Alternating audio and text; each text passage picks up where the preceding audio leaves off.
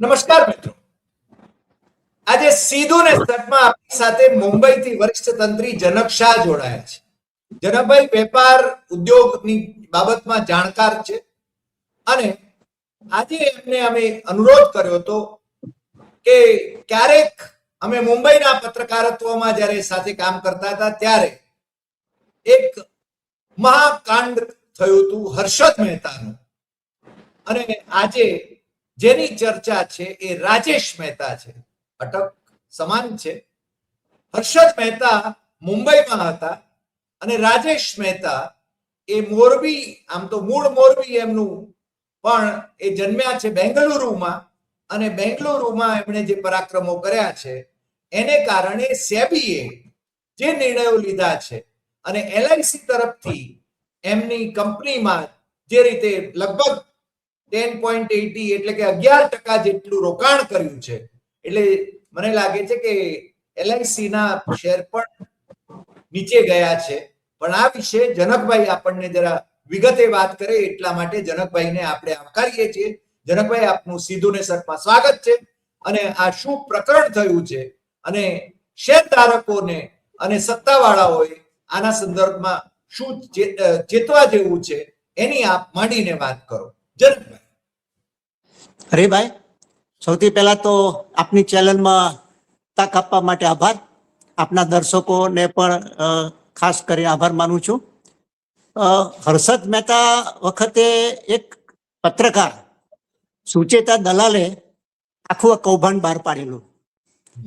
અત્યારે આટલા વર્ષોમાં એક આપણા પત્રકારત્વની એટલી બધી નીચે ઉતરી ગયું છે કે 3 વર્ષ સુધી આ કૌભાંડ ચાલ્યું ત્યાં સુધી એક પણ આર્થિક પત્રકારને એની ગંધ ના આવી અને એક પણ આર્થિક પત્રકારે આ કૌભાંડ બહાર પાડ્યું નહીં. એ આપણું પત્રકારનું ધોરણ કેટલું નીચે ગયું છે બતાવે છે. બરાબર.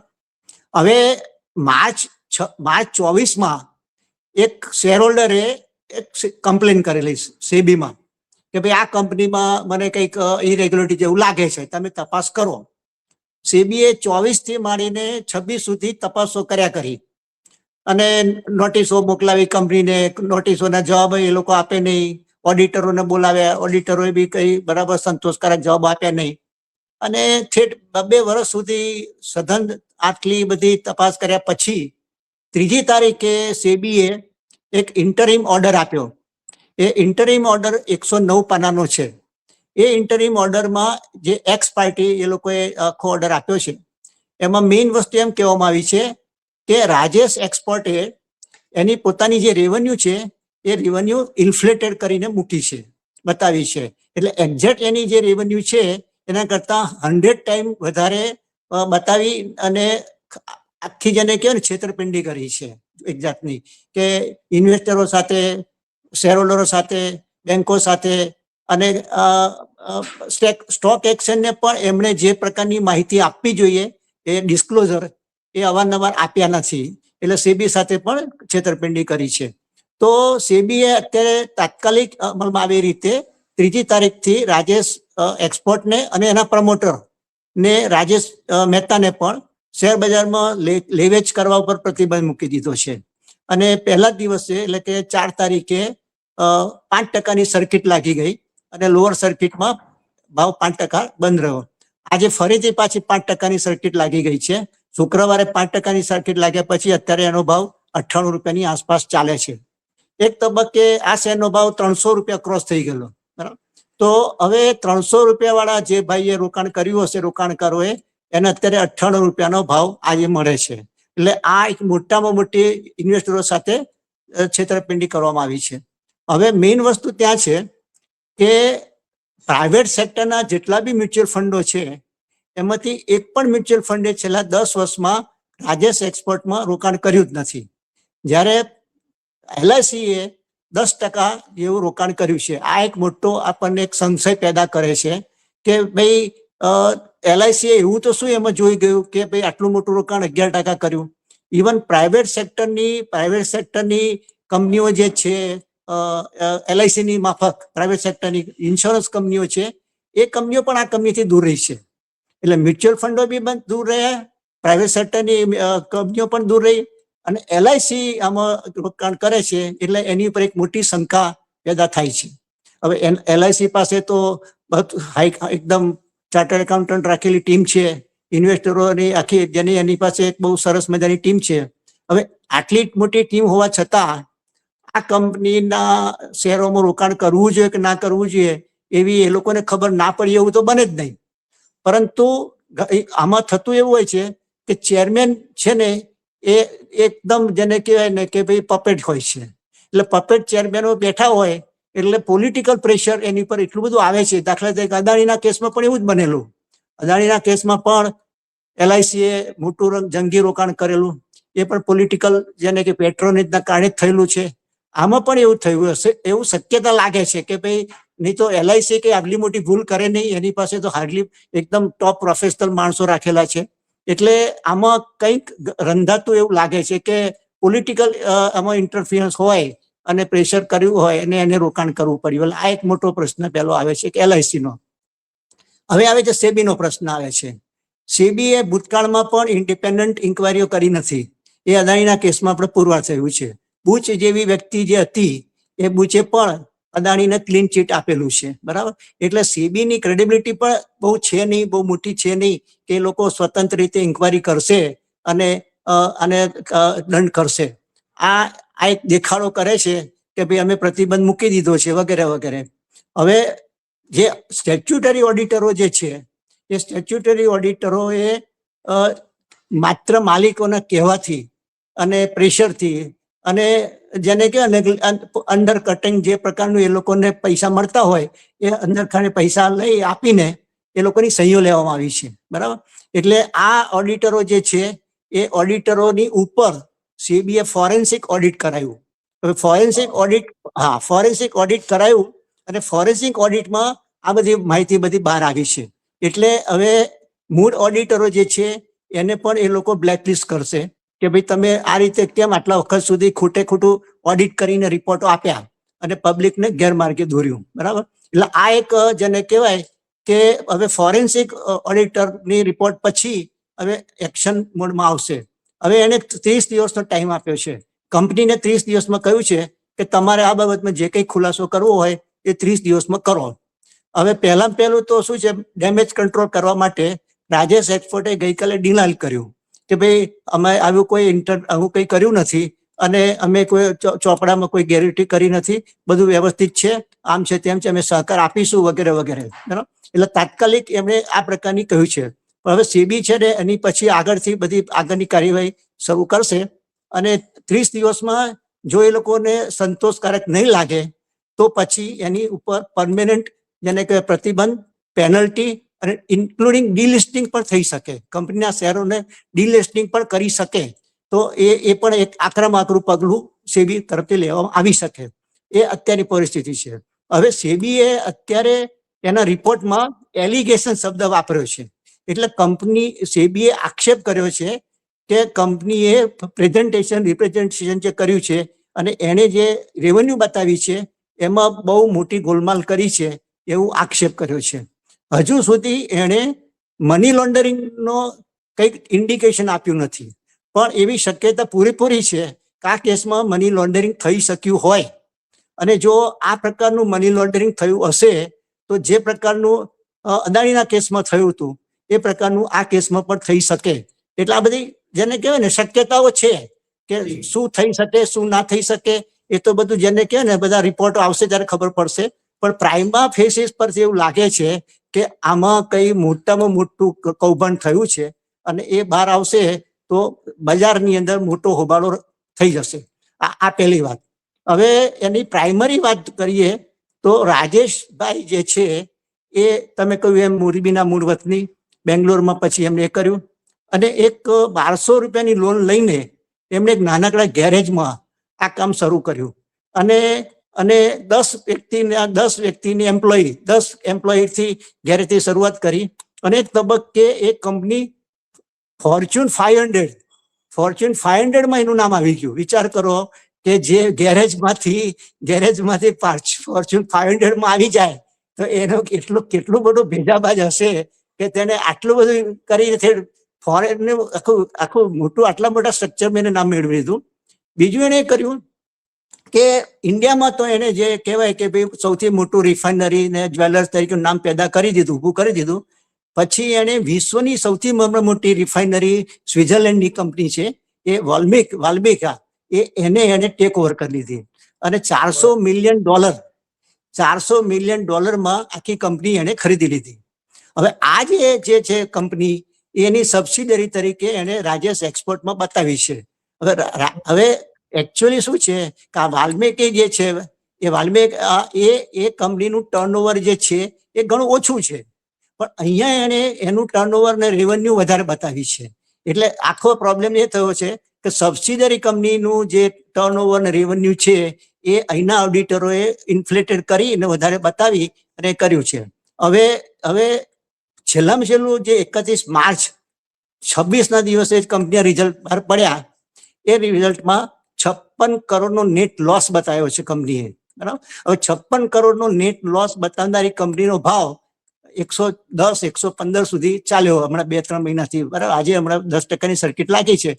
હવે આ બધી વસ્તુઓમાં પ્રોબ્લેમ એ થાય છે કે આપણા ઇન્વેસ્ટરો પણ થોડાક જેને કહેવાય ને કે કોઈ પણ જાતનો અભ્યાસ કર્યા વિના માત્ર ટિપ્સના આધારે રોકાણો કરી લે છે.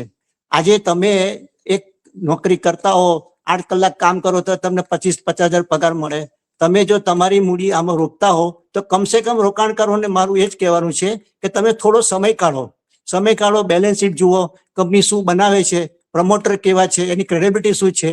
અને બધો અભ્યાસ કર્યા વિના આડેધડ રીતે કોઈની ટિપ્સ મળી, ચેનલમાં જોયું અને પછી રોકાણ કરી નાખ્યું ને પછી અત્યારે રોવાનો વારો આવે છે. તો આ પણ એક બહુ મહત્વનું છે કે ટિપ્સ ઉપર કોઈ દિવસ ડિપેન્ડ નહીં કરો. થોડોક સમય તમે ફાળવો અને બેલેન્સ શીટ ને થોડો સ્ટડી કર્યા પછી રોકાણ કરો. આજે કા વાત. આમાં એક બીજું એ છે કે ફોર્બ્સના ઓક્ટોબર 2019 સુધી, ફોર્બ્સ જે બહુ જ પ્રતિષ્ઠિત મેગેઝિન ગણાય છે, બહુ પ્રતિષ્ઠિત મેગેઝિન કહેવાય, એ આ મહેતાની નેટવર્થ $1.57 બિલિયન આડેધડ કરે છે એવું જ માનવા માટે પ્રેરાઈએ છીએ આપણે. હા, એટલે ફોર્બ્સ જેવી જે આટલી મોટી રેપ્યુટેડ જે કહેવાય મેગેઝિન કહેવાય, એ મેગેઝિને એનું નેટવર્ક આટલું બતાવ્યું છે. ફોર્બસ જેવું જેને કહેવાય ફોર્ચ્યુન ઇન્ડિયા જેવું કહેવાય કે આખું જે ફોર્ચ્યુનમાં 500 લિસ્ટેડ કંપનીઓમાં એનું નામ આવે. એટલે આ બધું એટલું બધું જેને કહેવાય ને કે એનું ઝાડ એટલું બધું થઈ ગયું કે લોકો એટલા બધા પ્રભાવિત થઈ ગયા કે આ કંપની તો સોનાની લગડી છે, સોનાની ખાણ છે અને પડાપડી થઈ અને એટલે તો એનો શેરનો ભાવ તો સીધો 300 સુધી પહોંચી ગયેલો. બરાબર. તો આ બધું જાકમજાળની અંદર હવે આપણે બધા અગાઉથી જુઓ, કેતન પારેખમાં જોયું. બરાબર. આપણે હર્ષદ મહેતા પછી કેતન પારેખને પણ જોયા. બરાબર. એ પણ જોયા પછી આપણે છેલ્લા જિગ્નેશભાઈ શાહ બી જોયા. બરાબર. તો આ બધા કૌભાંડીઓ છે, બધાને પણ નવાઈ લાગે છે કે આ બધાને આર્થિક પત્રકારો ટેકો આપેલો છે. તમે એમના લખાણો જુદા જુઓ પેલા તો એ લોકોએ એમની એટલી બધી પ્રશંસાઓ કરી છે, એટલા બધા વખાણ કર્યા છે, PR નું કામ કર્યું છે કે અત્યારે એમને મોઢું બતાવવાનું ભારે પડે. આપણે જો એ લોકોને અત્યારે એમના જૂના આર્ટિકલો બતાવીએ ને તો ખબર પડે કે ભાઈ તમે શું એના વખાણ કરતા હતા અને શું આજે. અને બધા પોતાની જાતને મહાન આર્થિક પત્રકાર ગણાવતા પત્રકારો સાઈડમાં કેવું PR વર્ક કરે છે એનો આ બોલતો પુરાવો છે. બરાબર છે. પણ હવે એમાં તો શું છે, આજે છે ને પવન ખેડા કોંગ્રેસના જે મુખ્ય પવન ખેડા, પ્રવક્તા અને રાજ્યસભાના ઉમેદવાર પણ છે, હમણાં જયરામે પણ માંગણી કરી છે. હા, એણે એમ કહ્યું કે 2020 થી 21 અને 2024 થી 25 ની વચ્ચે રાજેશ એક્સપોર્ટના કાગળો પર 15.15 લાખ કરોડ રૂપિયાનું કામ બતાવવામાં આવ્યું છે, પણ આવી કોઈ એજન્સી જાગી નહીં એમ કે. એકચ્યુઅલી શું છે, 15 લાખ કરોડ રૂપિયાની જે રેવન્યુ બતાવી છે એ ટોટલી ઇન્ફ્લેટેડ ફિગર છે. અને કે ને કે એને સેબીએ પણ એમ કહ્યું છે કે મિસલીડિંગ અને મિસરિપ્રેઝેન્ટેટિવ કરેલી છે. એટલે આખી આંકડો એ લોકોએ છે ને એટલો બધો જેને કે ઇન્ફ્લેટેડ બતાવવામાં આવ્યો છે. હવે આમાં તો મેઇન શું છે કે જ્યાં સુધી ઓડિટર્સ છે ને એ ઓડિટર્સ બધા ભળી ગયેલા હોય. સત્યમ કેસમાં આપણે શું જોયું, સત્યમમાં પણ આ જ બનેલું. ઓડિટર ભળી ગયેલા હતા અને સત્યમાં બી મોટો ફિયાસ્કો થયેલો. એટલે આ બધું જ્યાં સુધી ઓડિટરો હોય, હવે ઓડિટરો બી શું છે, વેચાઈ ગયેલા છે. આવી કોઈ ક્ષેત્ર બાકી રહ્યું નથી. ન્યાયાધીશો જયારે વેચાઈ જતા હોય તો ઓડિટરોને તો ઓડિટરોની તો કોઈ હેસિયત રૂપિયા નથી. જેને ત્યાંથી મળતા હોય અને પાછો એ ન્યાયાધીશ એમ કે મને મારા છે જ નહીં, પછી હા, એ રાજીનામું આપે.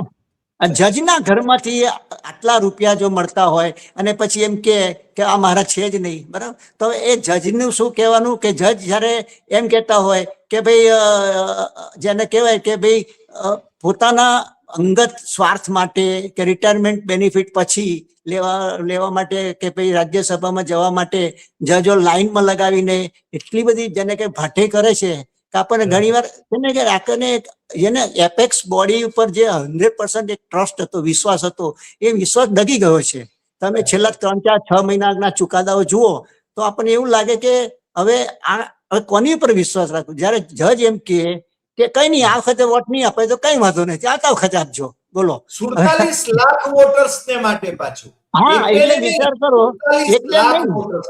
44 લાખ વોટરોને તમે એમ કહો કે આ વખતે વોટ નહીં આપી શકાય તો કઈ વાંધો નથી, આવતા વખતે આપજો, બરાબર. હવે જે લોકો બંધારણના કસ્ટોડિયનો છે અને આપણો બેઝિક રાઈટ છે, ફંડામેન્ટલ રાઈટ ટુ વોટ, આપણો જે બંધારણમાં હક આપણને આપ્યો છે વોટ, મતદાન કરવાનો, એ મતદાન કરવાના અધિકારનું પણ જો આ જજો રક્ષણ ન કરી શકતા હોય તો હવે આપણે જવું કોની પાસે એ જ પ્રશ્ન આવે છે.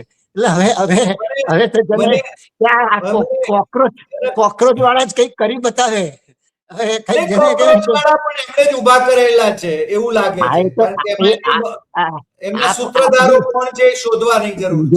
આમાં આપની ડમી છે, આ એડિશન આપની ડમી એડિશન જ છે, બીજું કઈ નથી. કારણ કે આમાં શું છે, કેજરીવાલને લાગે છે કે હવે હું ઇન્ડિપેન્ડન્ટલી, મારા ફેસ તો બગડી ગયો છે, હવે મારા ફેસ ઉપર તો કઈ થાય નથી, તો આપણે કઈક બીજો ફેસ, ડમી ફેસ ઉભો કરી દઈએ, અને ડમી ફેસ ઉભો કરી દીધો છે, બરાબર.